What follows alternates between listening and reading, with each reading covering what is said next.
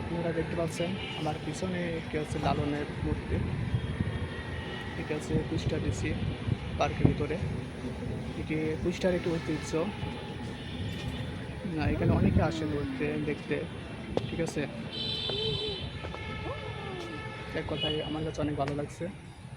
কুষ্টিয়ার সেই ঐতিহ্য লালন শাহ সেই একটি মূর্তি এখানে বানায় রাখছে। আছে আমি আমার ওয়াইফ এবং আমার বাচ্চার সাথে করে সেটুকু ঘোরাফেরা করলাম এবং কিছু জায়গা আপনাদেরও দেখানোর চেষ্টা করলাম। বন্ধুরা, আমার পেছনে দেখতে পাচ্ছেন এটা হচ্ছে সুইমিং পুল। এখানে অনেকেই সাঁতার কাটে, অনেকে গোসল করে সুইমিং পুলে, ঠিক আছে।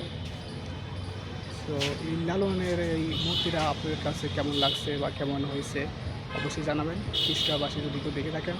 কারণ এটি আমাদের কুষ্টিয়ার জন্য একটি অনেক গৌরবময় একটি